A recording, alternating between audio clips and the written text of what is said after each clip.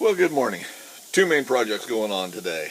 We're going to do a couple of different videos here on what we're going to shoot today. But anyway, first one, back on the CNC milling machine. We're going to mount our Z-axis limit switch today. And I think if we get that done and it goes as planned, well, I may try and drag out the controller and do a little bit of work to it and the keyboard and monitor and just hook them together so that we can check function on the Z-axis. So that's going to be our main focus for the day. The other one is we're back to working on the metal planer a little bit, and I think we're about to drain the sump on that. So anyway, let's get started on this. What my plan is, and I've just already taken a couple of pieces of scrap aluminum I have. Now these are the limit switches that I'm using. These are Timco's, and they're relatively inexpensive. And I looked at several different ways of mounting it on here.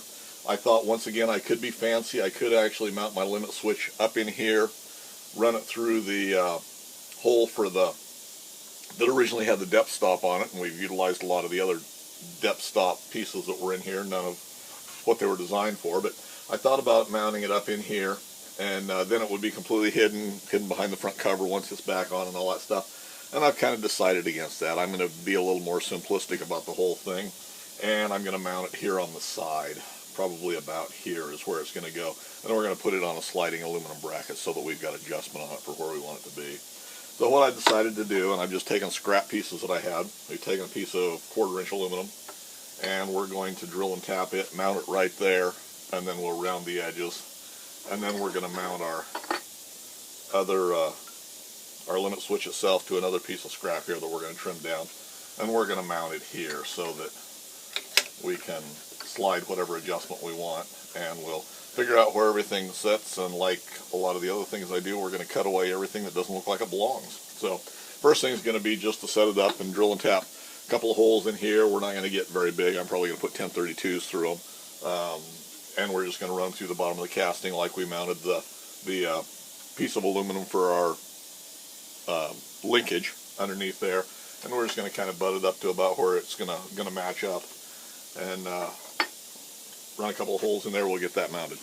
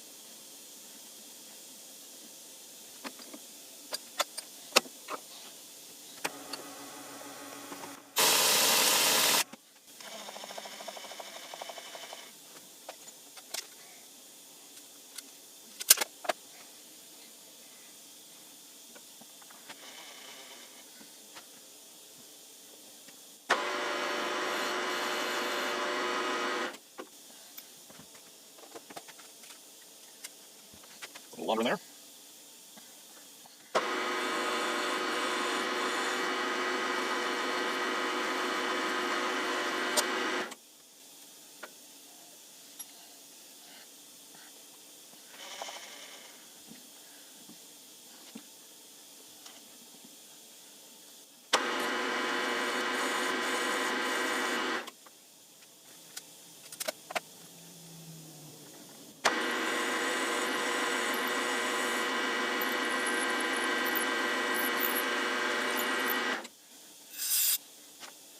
Maybe a couple sides of the wall.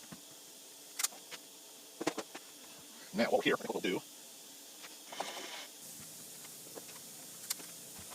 now we'll do a clearance hole.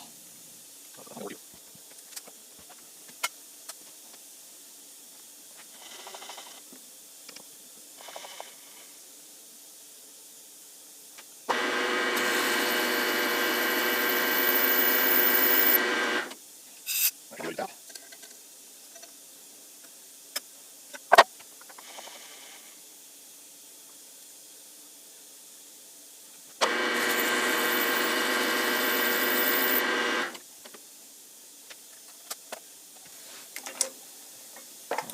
off. We got our 2 holes to tap yet. We might as well just tap those while we're right here. Now, one thing to bear in mind that I don't necessarily do, and in this instance I haven't done it either, is that tapping into aluminum, I should be using, if I'm using a 10, I should be using a 1024 as opposed to a 1032. I tend to, without even thinking, reach for 1032 stuff because that's what's more common in the gun world. We do a lot of things with the finer pitch threads in steel. So a lot of times you'll see me tap a 1032 hole where I should actually be using a 1024. Now, in reality, it probably doesn't make a whole lot of difference. I'll Loctite these in when they're done, and once they're in, they should never come out again. So, not a real big thing. But cast iron and aluminum, normally I'd say a 1024 as opposed to a 1032. So, do as I say, not as I do.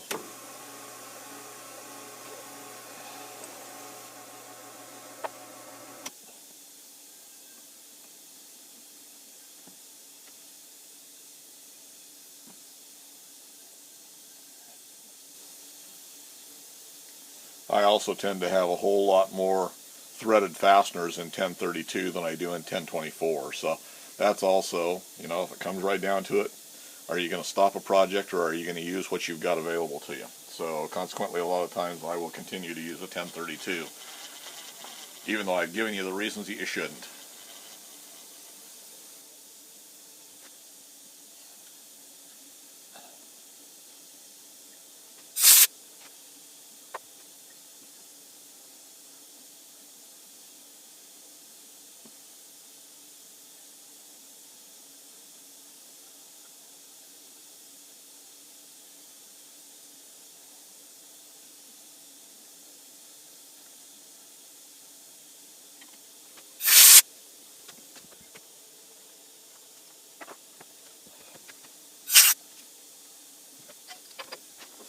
That's all there is to that.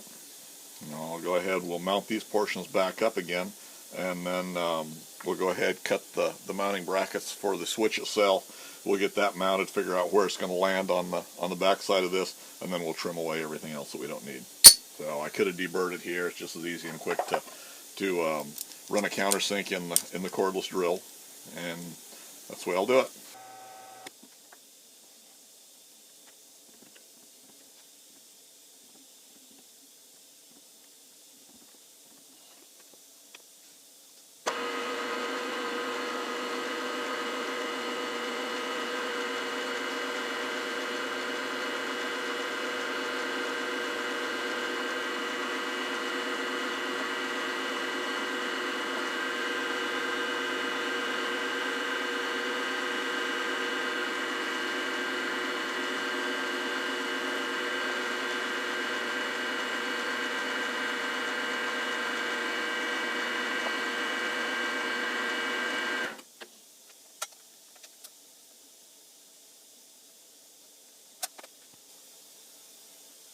Oh, and those were actually a 4mm screw is what's going back in here. So we're just going to tap them right here.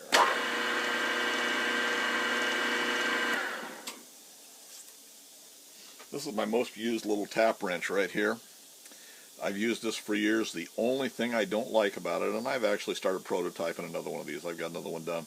The only thing I really don't like about it is it doesn't have a center hole in the top of the in the back end of the tap there, because what I normally do, and you just saw me do it when I was tapping holes for the other plate that mounts on the spindle, why I can use a center and just drop it in and center it off of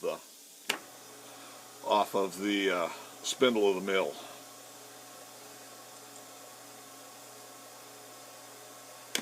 Which this is still very doable, but what I normally do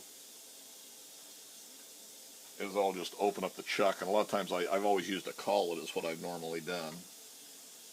But this will just fit to where it centers up enough to give us alignment here.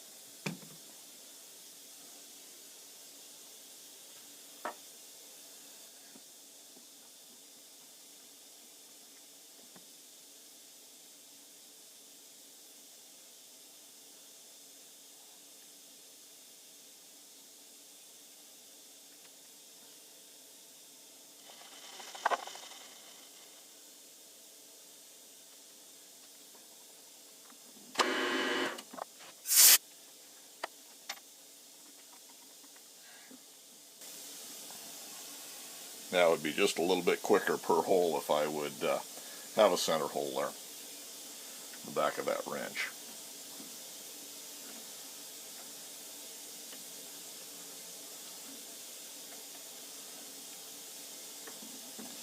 Got another little tap wrench for these smaller taps that I built quite a few years ago that I may build a couple more of them, and I may do a couple of different sizes. They're modeled after a sterret.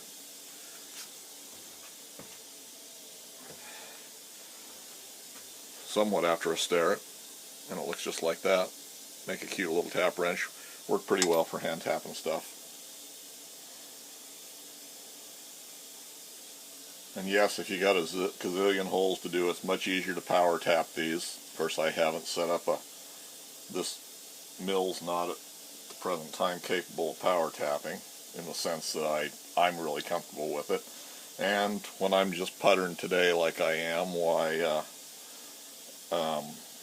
and I guess I'm really not puttering, but when I'm going along kind of enjoying my day, why, I don't mind at all hand tapping this stuff. It's kind of relaxing.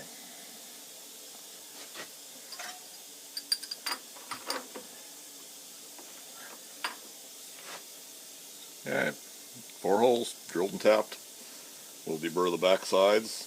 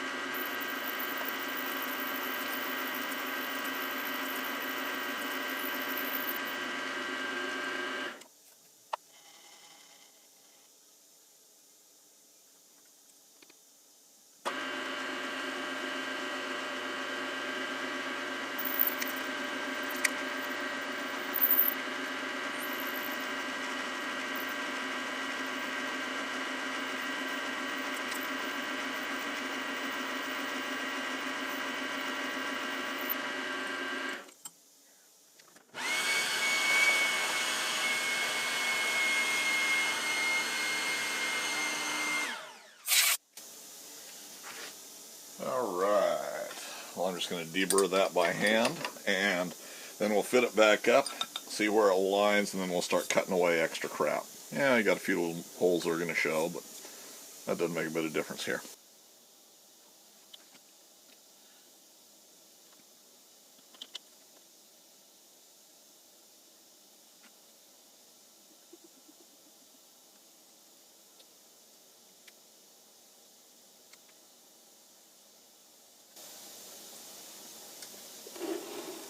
Okay, we got room for adjustment here. This is where we'll hit here. So, now,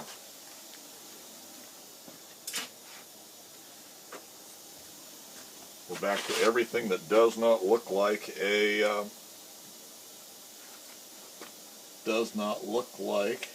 limit switch mount. So if we go like that, and then we go like, probably like that someplace.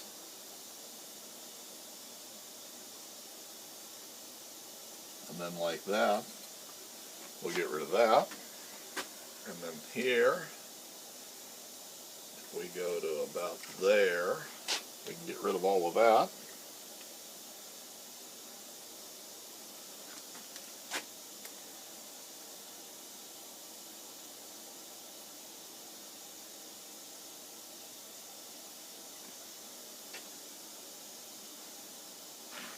And that may look like limit switch mounts. So I'm just going to disassemble this again. Part of it we'll take to the hacksaw cut off, and then we'll take it over to the mill and we'll finish contouring stuff.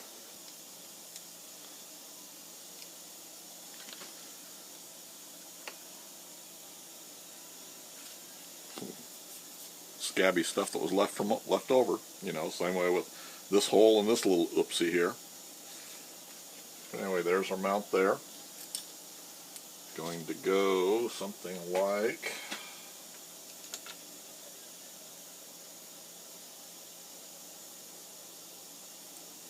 get in there.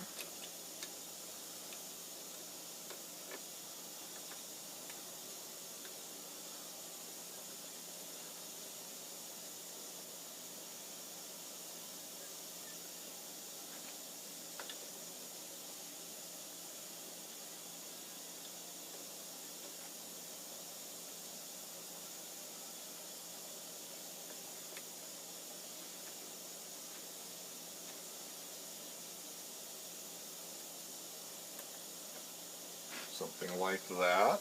Okay, we're going to take our other part off and trim it. And I think to finish these out, you know, I could go back and anodize them, which would probably be the best thing to do. I may do that, although I'm kind of leaning towards just getting it done, and I'll probably just throw it in the powder coat, and it'll mismatch a little bit. It's that lighter blue, but I think that may be what I do, but I'm not sure. And I think here is our other little bracket. Maybe just rounded the edges a little bit. Got things kind of set where I think they should be.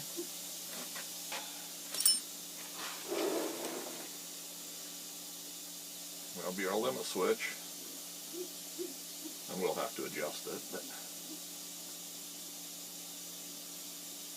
there we go. Yeah, that's pretty solid. It's you know, fairly clean looking. We don't have anything sticking way out, so I think that looks pretty good. I think we'll leave that all right there for right now. And the next thing I think I'm going to do with this is start dragging out controllers and keyboards and stuff. We'll go ahead and check the function on this x-axis, see what we've got for belt alignment here. We may have to make some changes there. I don't know. So let me drag that stuff out. We'll get her pulled over here and see if we can't get stuff hooked up again. Alright, well, we've got everything hooked back up. We got Mach 3 fired up here, and I've already run it a little bit, made a couple little changes on it that need to be made. I'm just going to hook up this limit switch. Just all we're doing is test and operation. I'm not doing anything major with this. But we're going to get this hooked up, and then we're going to play with it. Now we'll have to do final motor tuning once it's mounted up. The way it was before when it ran through everything else, why the settings were way off. It just wanted to go at a little crawl. And when I initially hooked this up, I had mistakenly hooked it up to the x-axis rather than the z-axis. And there'll be some wiring changes now in this too, since this is strictly CNC. Why my little switches along here and everything are going to be non-functional, but they're still wired in. That was the way it was wired in before, so they had to be plugged in to be active, or to make everything active. So we'll do all that, but I think all of that's control stuff that we'll do after it's reassembled and set up, because I'm sure I'm going to have to build some new cabling. Depending on how I set up the control boxes and where I set the computer and everything, we'll have to change some of the wiring around, I'm sure, and get things a little bit more tidier. Some stuff may be too short, some stuff may be too long, and we'll, you know, this wiring has been on here long enough that it won't hurt to redo some of these connections and, like I say, just clean it up a little bit more. I've already ohmed out this switch, so I know what the old one was. I think it's normally closed is what we're doing. That's the way I've got it set up. Yeah, we've got this wired previously as a normally closed, so that's the way I set it back up again. This wire is too small that it doesn't give a good seal around the boot, so we'll have to change that wiring or do something to make it a little better, a little nicer setup. But like I say, for right now, we just want to check function of it, make sure everything's going to work. And in reality, I have no reason to believe that it's not.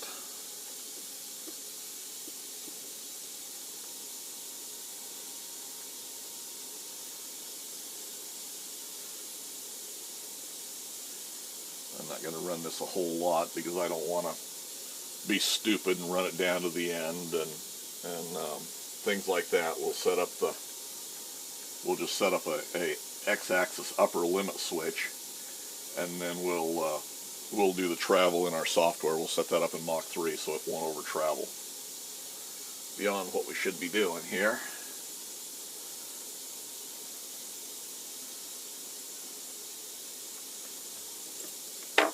Let's see what we've got here. See if we've got enough cabling to, maybe not. Let's crowd her over here just a little bit more.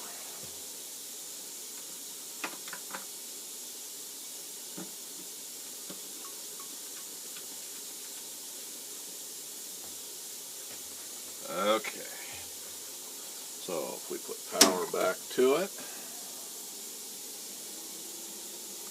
I'm going to have to do something with my pulleys here. This pulley's a little bit wonky as it spins around, so the belt tracks a little bit off just depending on where it's running here. So if we do a reset, set on our Z-axis,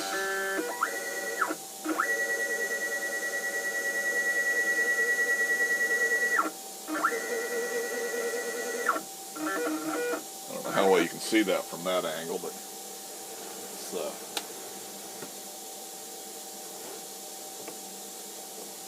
a little bit better. And let's see if we bump against our limit switch here.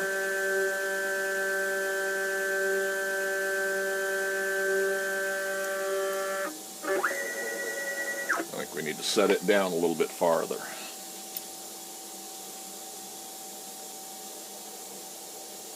Just for posterity's sake, we'll set it there for right now. I guess we can check and see if it was gonna.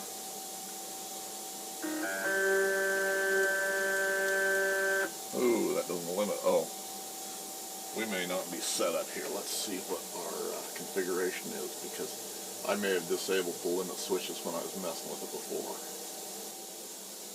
Alright, well, we've got some sort of a problem with our e-stop here, or with our limit switch, but I think it's probably a setting that I've got not right, because we're not getting a signal through. This may be a bad cable. I may have pulled an end loose, or I don't honestly know at this point in time, but we've got, I think, really good movement on the Z-axis. I don't think we're going to have to counterweight it at all. I think we've got lots of torque and everything there. We won't know for sure until we get it set up, but I think everything's looking pretty good there.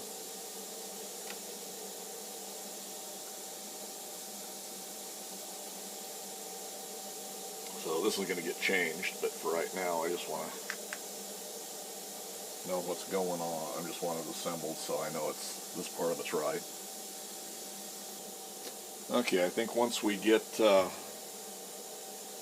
limit switches figured out, which really doesn't, we've got the mounting figured out, so it doesn't have to be done here.